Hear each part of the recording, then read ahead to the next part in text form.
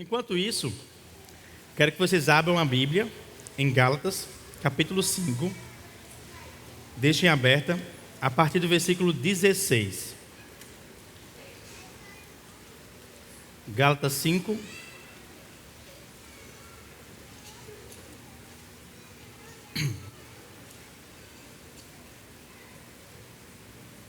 A partir do versículo 16 em diante. Estamos começando mais um ano. E esse ano, creio que todo mundo tem muitos planejamentos, muitos desejos, muitos sonhos para 2025. O que mais você deseja para esse ano? Quais são os seus planos para o crescimento, para a vida, para a família, para os negócios? Eu sei que todos temos planos. E para a vida espiritual? Você faz planejamentos para a sua vida espiritual? Já parou para pensar no anseio de se tornar mais parecido com Cristo em 2025? Um antigo provérbio diz: semeie um pensamento e você colherá uma ação. Semeie uma ação e você colherá um hábito. Semeie um hábito e você colherá um caráter. Semeie um caráter e você colherá um destino. Bem, se isso é verdade, podemos então perguntar quais sementes queremos plantar nesse ano. Quando a gente se depara com os processos naturais das plantas, nós percebemos que o tempo é importante. Existe um tempo para cada etapa numa árvore, numa planta. Em nosso mundo, bem acelerado, bem veloz, tudo correndo, queremos que tudo aconteça como fast food.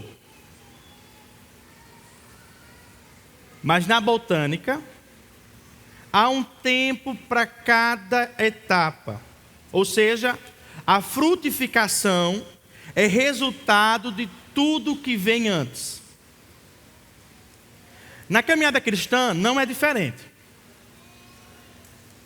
E é por isso que o apóstolo Paulo, usa a mesma figura de imagem, o fruto. O crescimento cristão exige um caminho. Exige tempo necessário para ser frutífero. Qual o caminho da vida frutífera? É sobre isso que nós vamos meditar nessa manhã. Vamos ao texto, Gálatas capítulo 5, a partir do versículo 16. Por isso vos digo: vivam pelo Espírito, e de modo nenhum satisfarão os desejos da carne. Pois a carne deseja o que é contrário ao Espírito, e o Espírito o que é contrário à carne. Eles estão em conflito um com o outro, de modo que vocês são guiados, de modo que vocês não fazem o que desejam. Mas se vocês são guiados pelo Espírito, não estão debaixo da lei.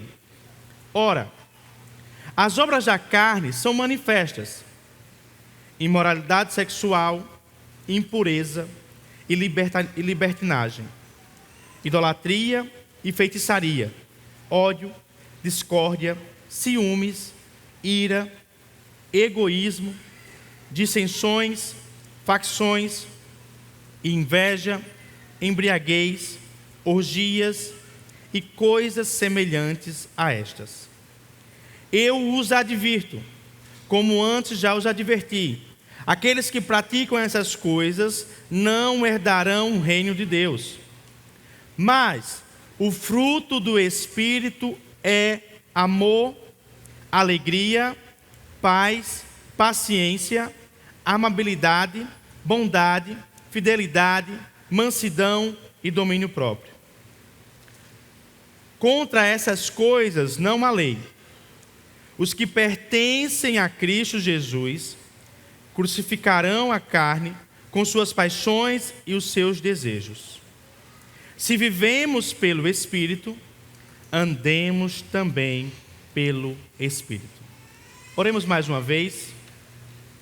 Senhor,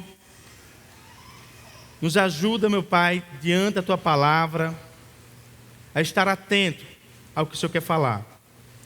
Que o Espírito Santo abra os olhos do nosso coração, para que possamos enxergar as verdades sagradas e possamos ser impactados por Tua palavra. Que o Senhor me ajude, meu Pai, como pecador, como dispenseiro da Tua palavra, como aquele que vai, Senhor Deus, ministrar e ajudar meus irmãos, para que juntos possamos ser mais semelhantes à imagem de Cristo. Em Teu nome que é poderoso. Amém.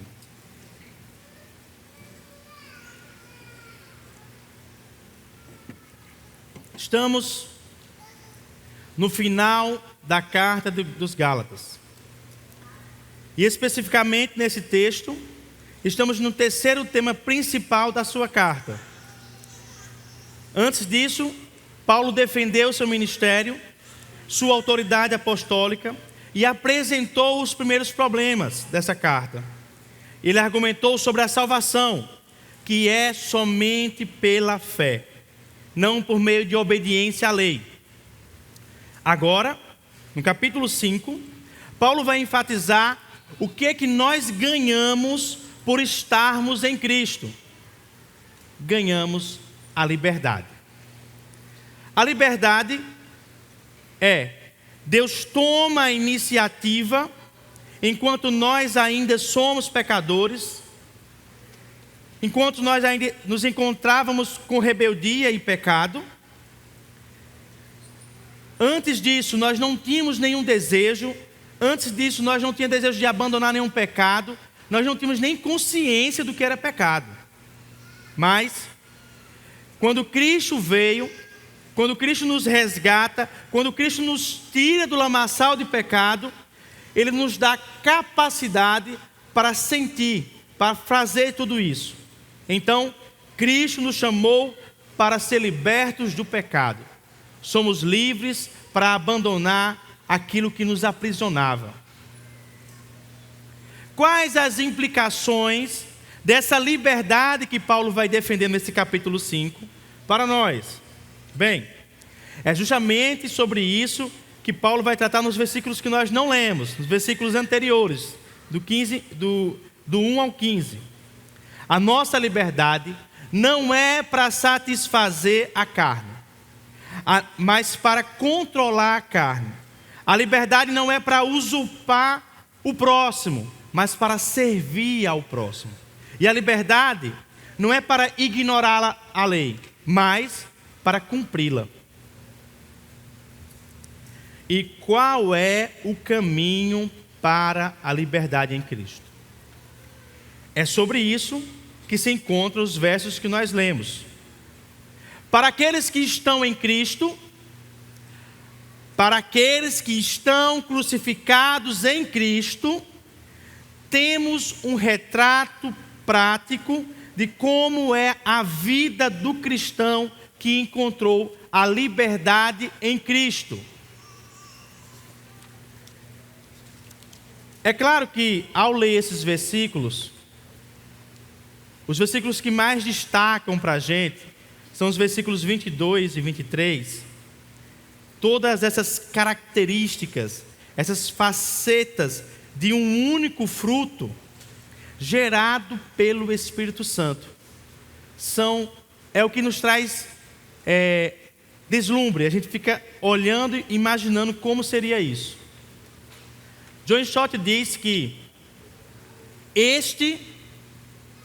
se retratando ao fruto do Espírito Santo, este é o retrato de Jesus Cristo. Ou seja, estamos diante do nosso alvo, do propósito de Deus para todos os cristãos, nos conformar à imagem e ao caráter de Cristo. Bem, se isso é que nós estamos compreendendo, a pergunta então é: como nós podemos alcançar esses resultados? Se é possível. Como podemos enxergar essas qualidades? Qual é o caminho? A vida guiada pelo Espírito é o caminho para uma vida frutífera. Se queremos ver o fruto do Espírito, temos que atentar para as orientações do Espírito.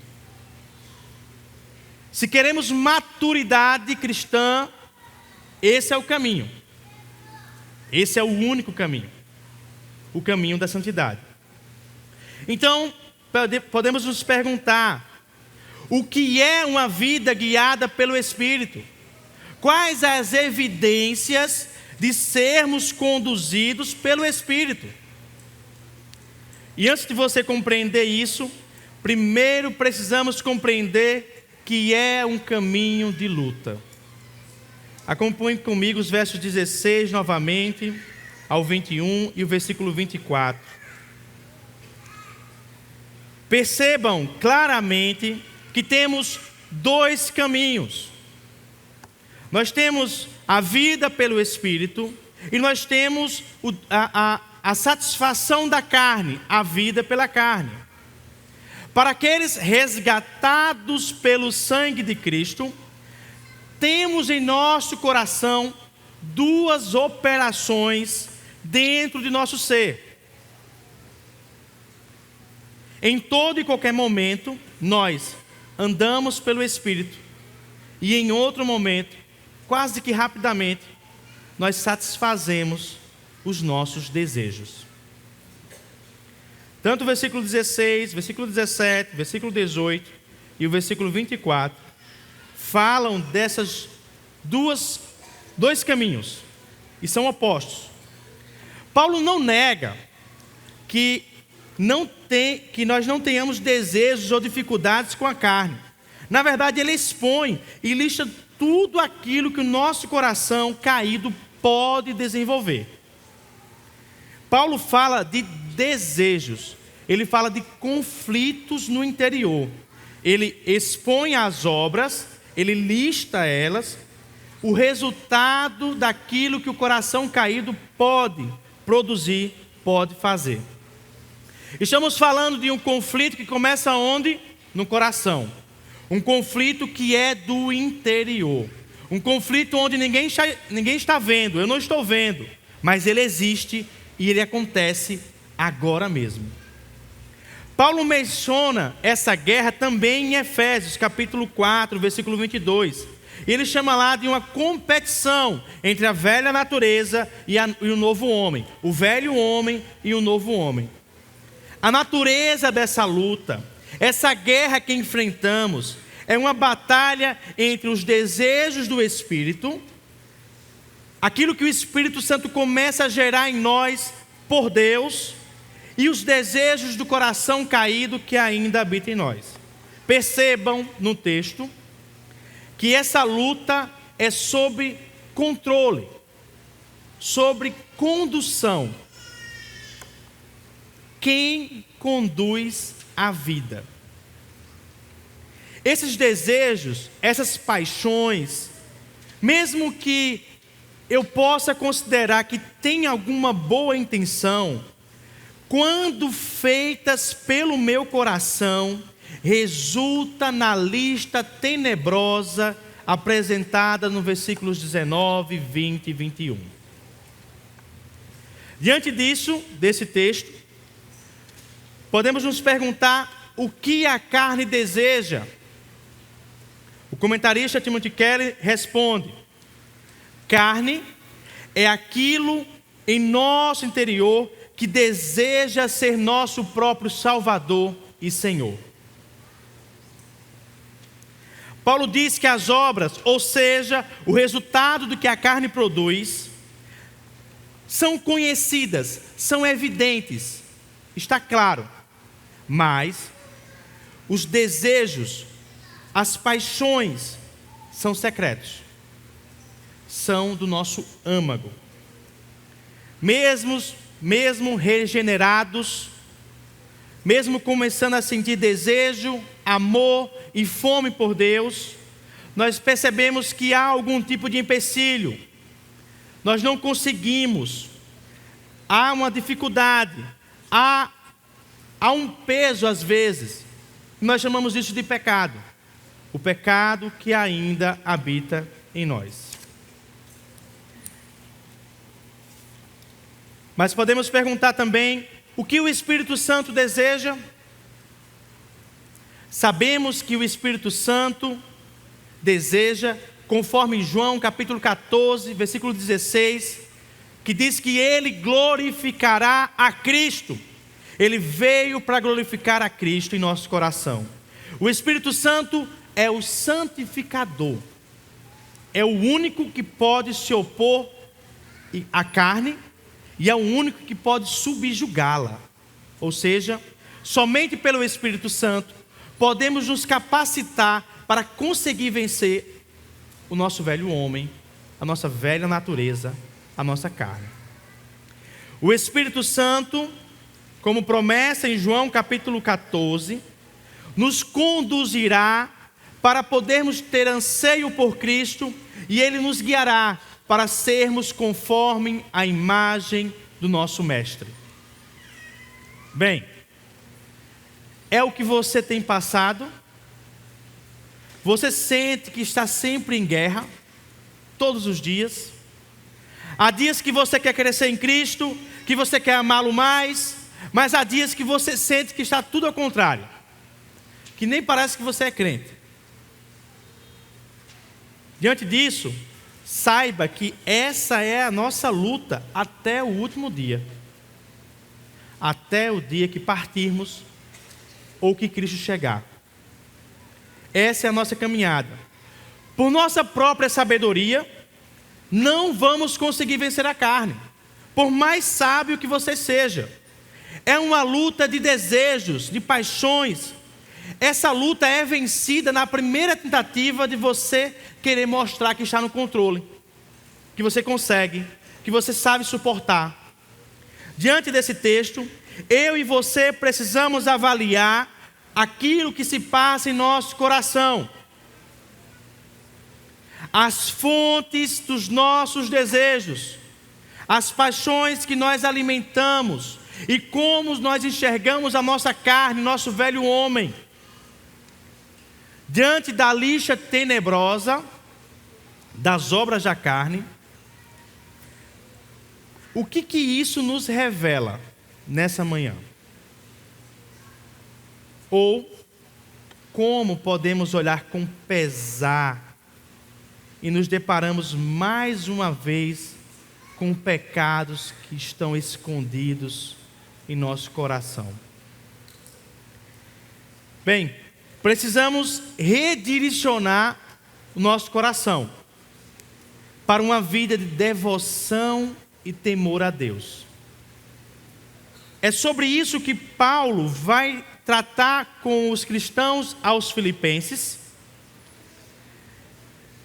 no capítulo 2, versículo de 12 a 13, que os cristãos em Filipenses possam operar, ou seja, desenvolver a salvação com temor e tremor, sabendo que é Deus quem opera em nós tanto o querer como o realizar. Paulo cita por mais 3 vezes em suas cartas essa expressão, temor e tremor. Ao contrário do que muitos pensam, estamos falando da consciência clara de saber quem Deus é. Estamos falando de Deus, o Rei do universo, do Deus que estabeleceu todo o firmamento. Estamos falando de Deus que tornou tudo a existência. Como diz a canção do Apocalipse, no capítulo 15, versículo 4, quem não te temerá, ó Senhor, Quem não glorificará o teu nome? Pois tu somente és santo. Todas as nações virão à tua presença e te adorarão, pois os teus atos de justiça se tornaram manifestos. Meus amados irmãos, por que essa consciência de temor e tremor é importante? Antes de você ficar horrorizado com seu coração, antes de você fazer uma segunda lista das obras que o seu coração faz, eu e você precisamos compreender a majestade, a santidade e a glória de Deus, para que em nós haja temor. Um comentarista diz: o temor é a alma da santidade. Sem temor, nunca vamos compreender a dimensão do nosso pecado e não vamos compreender a dimensão do Deus que nos salva desse pecado. Nosso primeiro passo é essa avaliação. Estamos cultivando uma vida piedosa de devoção e temor, ou estamos satisfazendo os desejos do nosso coração desenfreado? Essa avaliação deve ser verdadeira. Preste atenção. Pois a soma desse cultivo resultará em vida ou morte. Dois caminhos. Estamos falando de sementes de desejo. Estamos falando de ações que serão resultados de reflexões que você tomará hoje. Estamos falando de pecados ou vitórias que você terá daqui a 1 ano ou daqui a 10 anos. Como diz Stott, o caráter é produto de uma vida inteira. Aqui não podemos brincar com as guerras que travamos em nosso coração. Não é mais um sentimento, não é mais um desejo. É uma luta, é uma guerra que começa hoje e a vitória dela pode ser desfrutada amanhã, mês que vem, no final desse ano ou daqui a 10 anos. Se alimentamos os desejos da carne, colheremos algumas dessas obras listadas por Paulo. Se cultivamos uma vida de devoção e temor, vamos colher a bênção da transformação que só o Espírito Santo nos permite. E como vamos conseguir essa vitória, Alan? Como podemos cultivar novos desejos, novos hábitos? O caminho da vida frutífera pelo Espírito é a vitória. E para isso, eu e você precisamos andar no Espírito. Vamos aos versículos novamente 16, 18 e 25. Aqui, verso 16, verso 18 e verso 25, eu destaco 3 palavras, 3 termos. Na versão NVI que nós lemos, foi traduzido para viver no Espírito. Na versão Almeida, revista atualizada, está andai no Espírito. E eu vou usar esse termo agora porque se encaixa melhor com o meu sermão, tá? Vamos prestar atenção então na palavra andai no Espírito, ser guiado pelo Espírito, vivemos pelo Espírito e andemos também no Espírito. Ambas as palavras, andar e guiar, em sua forma original, a palavra Espírito vem em primeiro lugar, antes do verbo. Ambos os verbos estão no presente contínuo, o que nos indica uma ação contínua. Mas há uma diferença em ser guiado e andar pelo Espírito. Ser guiado está na voz passiva, enquanto que andar está na voz ativa. Ou seja, É o Espírito quem guia, mas é nós que andamos. É o Espírito quem guia, mas quem dá os passos somos nós. Acredito que são nesses 3 versos que nós encontramos a vitória do cristão. Encontramos o caminho para enxergar o fruto do Espírito. Encontramos o caminho para sermos transformados à imagem de Cristo. Acredito que é necessário também trazer luz para a figura que Paulo usa para exemplificar o fruto, pois isso vai nos ajudar a compreender melhor o nosso trabalho em andar no Espírito. Há um contraste importante quando Paulo fala, ele usa o termo obras da carne, porém ele usa fruto no singular, para Espírito. E isso é importante, pois nos remete aqui a uma ilustração do quê? Da agricultura. O crescimento na botânica, ele não é visível. Ele é gradual. Não acontece muito rapidamente. E ele tem um tempo certo para cada etapa. Ou seja, temos a germinação, temos o crescimento, temos as flores, temos o fruto e temos o tempo da colheita. Outro ponto importante é que o fruto crescerá inevitavelmente. Você não consegue parar uma árvore de ela gerar o fruto dela. Ela vai gerar fruto no tempo certo. E aqui apontando para o Espírito, as evidências de que o Espírito Santo habita em nós, é que seremos conduzidos à transformação até que Cristo retornar. Estaremos sempre sendo conduzidos a exibir o belo fruto do Espírito Santo. Quem é o responsável pela produção do fruto? O Espírito Santo. Eles são resultado do que o Espírito Santo planta na vida das pessoas que Ele mesmo preenche. Fruto, então, é consequência. Fruto é resultado. Fruto aqui é o resultado natural daquilo que o Espírito Santo conduziu e preencheu em nosso coração. Fomos alimentados, cultivados, e o resultado final é uma mudança que acontece a longo prazo.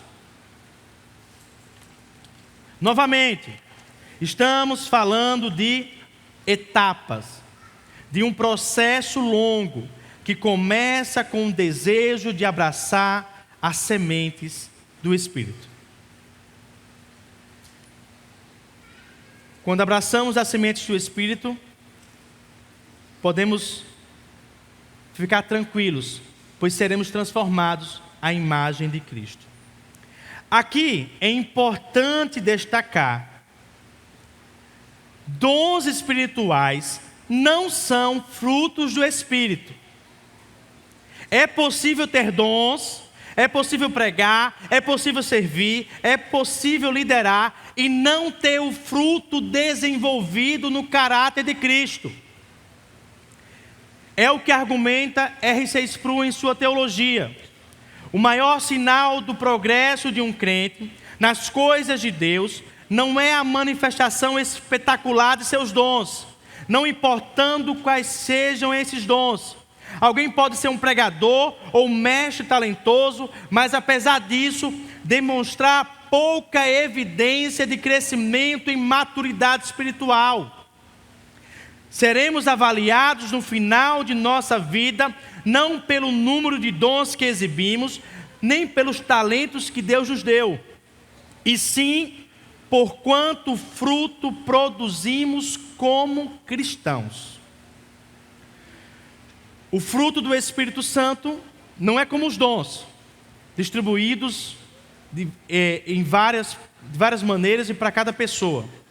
O fruto do Espírito é para todos os cristãos. Ele se desenvolve com unidade, com inteireza e com equilíbrio. Estamos no começo de 2025. Eu acredito que todos já estão com a sua agenda de trabalho, ou de organização, ou de metas. E quais as implicações do que ouvimos com a nossa vida, com a nossa agenda? Bem, se nós temos uma ação diante disso, o que seria parte nossa nesse processo, que começa em Deus e termina no próprio Deus, é tirar os obstáculos que nos impedem de andar e ser guiado. Ou seja, talvez criar disciplinas, meios pelos quais nos ajudem a ter sempre um ambiente propício para que possa germinar as sementes do que o Espírito Santo pode fazer na minha vida. Graças a Deus, pela graça de Deus, não precisamos criar nada. Deus já estabeleceu o quê? Os meios de graça, para que eu e você possamos submeter a nossa mente e o nosso coração diante de Deus. Temos a palavra de Deus como meio principal para nos submeter, para o nosso crescimento. Nós ouvimos todos os domingos a palavra exposta em nosso culto. Temos também a oração como resposta a tudo que ouvimos, que reverbera em nosso coração. Temos os sacramentos que nos estimulam a dar passos importantes. E temos a comunhão dos santos, o qual é o meio que nós podemos experimentar o poder do Evangelho. Quais são os seus planos para crescer em Cristo em 2025? Se você não pensou sobre isso, talvez seja importante pensar agora. Já parou para pensar em suas leituras? Já parou para pensar em quais livros da Bíblia você quer ler esse ano? Quais áreas da vida você quer focar diante de Deus, pela palavra? O que é que Deus diz sobre finanças, sobre casamento, sobre filhos? Howard Hendricks, em Vivendo a Palavra, nos desafia. A Bíblia não foi escrita para satisfazer a sua curiosidade, mas para o ajudar a se conformar à imagem de Cristo. Não para fazê-lo um pecador mais esperto, mas para fazê-lo como o Salvador. Não para preencher sua mente com uma coleção de fatos bíblicos, mas para transformar a sua vida. Não importa em que estágio da vida cristã você esteja, se você é novo em nosso meio, ou se você está aqui desde a fundação dessa igreja, precisamos orar como o salmista em Salmo 119, versículo 18. Abre os meus olhos, ó Senhor, para que eu possa enxergar as maravilhas que há em sua lei. À medida que eu e você nos dedicamos à palavra, o Espírito Santo lança raízes profundas em nossas vidas. Lembre-se, esse é o Espírito que inspirou as Escrituras. Ele também usará para nos dar vida e maturidade para o fruto que nós desejamos enxergar. Estamos falando de leitura bíblica diária. Estamos falando de devocionais, de meditação na palavra, de estudo bíblico pessoal. E eu posso adicionar aqui, memorização das Escrituras. Sabe o que você precisa fazer? Eu e você precisamos criar um estoque de tesouro das Escrituras em nossa mente e no nosso coração, para que o Espírito Santo possa usar à vontade. Não confie em sua memória. Você por acaso lembra do que foi pregado em janeiro de 2024? Mas se você tivesse anotado, lembraria. Por isso, tome nota. Escreva, anote os pontos que você deseja orar em secreto. Eu sigo aqui os conselhos de David Metz no livro Hábitos Espirituais, e esse livro está gratuito pela editora Fiel. Basta colocar no Google que você vai encontrar, e pode ser a sua primeira leitura também. Siga os conselhos dele para criar um registro diário do que Deus fala com você todos os dias. Anote as orações, anote os versículos, anote as palavras-chave, faça um esboço, mas não deixe de anotar o que Deus fala com você todos os dias nesse ano de 2025. Outro meio de graça é a oração. De que maneira você tem dedicado à oração? De que maneira você tem encarado a sua oração em secreto? Quais são as lutas, desejos, anseios que você coloca diante de Deus? O grande propósito da oração não é obter as coisas de Deus, mas é obter o próprio Deus. O maior benefício da oração é se encontrar com o próprio Deus, é ter acesso ao próprio Deus. Hoje mesmo, ao chegar em casa, ore em secreto. Busque a Deus. Não menospreze as orações de confissão com o corpo, feita todos os domingos. Esse é um tempo precioso.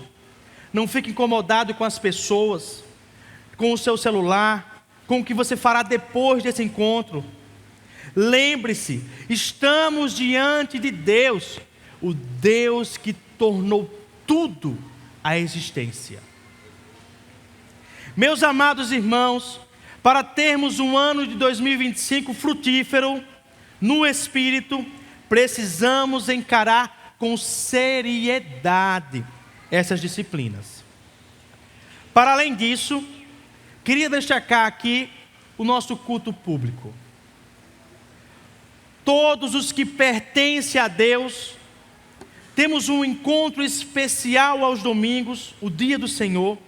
Nos reunimos em corpo para manifestar o que Ele faz em nós e ouvir a palavra do nosso Deus por meio das Escrituras. Se compreendemos que toda a nossa vida deve andar em temor e tremor, e que esse momento é um privilégio santo e piedoso, entenderemos que temos um momento único, o agora. Não antes, não depois, não amanhã, mas o agora é um presente de Deus. Não apenas mais um culto, não é mais um domingo, é uma oportunidade de sentar à mesa com Cristo e todos os irmãos em todo o planeta, em diversos contextos, em diversas culturas e línguas, anunciando que Cristo é o bem mais valioso que temos. Sente-se à mesa com Cristo, aproveite o Mestre. Por isso, organize-se para estar por aqui por completo, em todos os domingos desse ano. Aproveite cada oração, cada leitura, cada louvor, cada testemunho, meu irmão, cada pregação, aproveite. Nossos cultos são meios de Deus para nos despertar para as realidades divinas. E por fim, para que a nossa vida seja guiada pelo Espírito, nós sabemos que esse é o caminho da vitória do cristão, esse é o caminho que eu e você precisamos tomar. Nós precisamos compreender que nós somos de Cristo. É isso que os versículos 24 e 25 nos diz. Versículo 24: os que pertencem a Cristo Jesus crucificaram a carne com suas paixões e os seus desejos. Se vivemos pelo Espírito, andemos também pelo Espírito. Aqui, Paulo nos lembra dessa grande doutrina. Nós somos de Cristo. Nós estamos em Cristo. Tudo que é dele é nosso. Nosso acesso ao Pai não depende do nosso caráter, não depende do que eu desejo, não depende do meu estado hoje. Posso ter chegado com lamaçal de pecados, posso ter chegado aqui ansiando por Deus, mas isso não impede. Nós pertencemos a Cristo. É uma declaração. Cristo nos deu liberdade para podermos reconhecer os pecados do nosso coração, liberdade para confessar e liberdade para andar no Espírito. É por pertencer a Cristo que crucificamos a carne, com suas paixões, com seus desejos, com seus anseios. Temos aqui uma identificação com o que Cristo fez por nós. Nós também podemos fazer com o velho homem que ainda habita em nós. Podemos nos perguntar: como nós crucificamos os nossos desejos e anseios? Aqui não está se referindo quando fomos crucificados com Cristo na cruz na nossa salvação, conforme Gálatas capítulos 2, 20 e Romanos 6, 6, que já estudamos aqui nesse púlpito. Estamos falando de uma crucificação que começa no coração e que deve ser contínua, todos os dias. Keller nos ajuda a compreender melhor e a responder sobre isso. Como é que vamos crucificar? Devemos cultuar a Cristo com a ajuda do Espírito Santo, adorando até nosso coração considerá-lo mais belo do que o objetivo que tínhamos antes. Fazendo isso, decretamos a morte da nossa velha natureza carnal. Ou seja, estamos diante de uma declaração. Esse foi o compromisso que fizemos ao entregar nossas vidas a Cristo. Nós morremos com Ele na cruz. Então, devemos continuar com a mesma mentalidade. O meu velho homem precisa morrer na cruz todos os dias. Esse texto também, essa verdade, essa grande doutrina, estamos em Cristo, nos lembra quando Cristo estava na sua última ceia com os seus discípulos à mesa, em João capítulo 15. Cristo anunciou que Ele era a videira verdadeira e seus discípulos os ramos. Ou seja, uma ligação íntima, mostrando que se estamos em Cristo, é de Cristo que vem toda a beleza do ramo. É de Cristo que vem todo o vigor, todo o renovo, todo o fruto vem unicamente de Cristo. O ramo, por si só, não consegue produzir. No verso 25, o último versículo dessa sequência de hoje, temos um imperativo positivo para prosseguir. Já que estamos vivos, pois foi o Espírito que nos deu vida, foi o Espírito que nos concedeu vida em Cristo, podemos dizer sim ao Espírito e prosseguir na transformação que Ele quer fazer em nossa vida. Meus amados irmãos, essa grande doutrina tem que nos gerar descanso, pois sabemos que nós não vamos conseguir com a nossa própria força. Não é na força da nossa força do braço, não é com a nossa sabedoria.